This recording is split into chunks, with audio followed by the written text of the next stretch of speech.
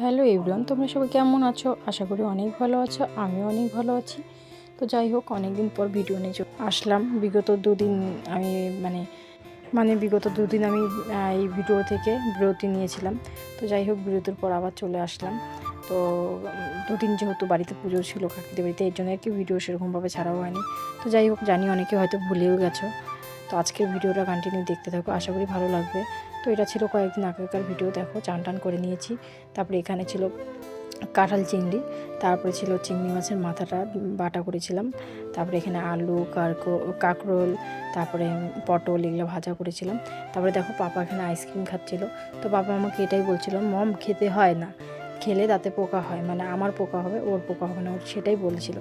তো তারপরে রেডি হয়ে খেয়ে নিয়ে রেডি হয়ে তারপর বেরিয়ে গেলাম একটু মার্কেটে, কেননা আমাদের একটু কিছু কেনার ছিল আর কি। টুকটাক বলতে কি, বরের জন্য দুটো গেঞ্জি কেনা ছিল। সেদিন এতটা গরম দিয়েছিল বলার মতো না, ভীষণ গরম ছিল, ভীষণ।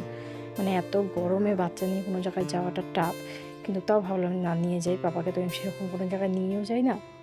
আর পাপাদের যেহেতু এখন একটু অনেকটাই বড় হয়েছে, তো আমি কোনো জায়গায় যাওয়ার পরে যখন বাড়িতে আসি তখন ও ভীষণই মনটা খারাপ হয়ে যায়। ও আমাকে ডাইরেক্ট বলবে, মম কোথায় গেছিলা? তো যার জন্য ভাবলাম না, নিয়ে যাই। তো এর জন্য আর কি নিয়ে গেলাম। তো দেখো, এখানে আমি আর আমার বর আর আমার ছেলে, মানে তিনজন মিলে, পাপা তিনজন মিলে, আমরা তিনজন মিলে চলে গেলাম মার্কেটে। তারপরে আবার এটিএমে ঢোকাচ্ছিলো, তো এটিএম থেকে টাকা ওঠানোর জন্য এটিএমে ঢুকে গেলাম। তো এখানে আর কি আমার বর বলছিল যে এই গরমের মধ্যে ভাই বাড়িতে যেহেতু এসি নাই আর কিচ্ছু করার নেই, তো মানে সেজন্য আমাদের এটিএমে গিয়ে বসে থাকতে হবে। তো এটাই বলছিল। তারপর দেখো, এখান থেকে আমরা জাস্ট দুটো গেঞ্জি নিয়েছিলাম আমার বরের জন্য, যেহেতু ওর গেঞ্জিগুলো মানে পুরনো হয়ে গেছিলো। অনেকদিন ধরেই ভাবছি যাবো, কিন্তু ওই যে টাইমের অভাবে যাওয়া হচ্ছিলো না। তারপরে এখানে দেখো, তিনটা না কুকুর দেখেছিলাম। পাপা তো ভীষণ পছন্দ করে কুকুর বলো বিড়াল বলো। ও বলছিল মম ডগ ডগ ডগ।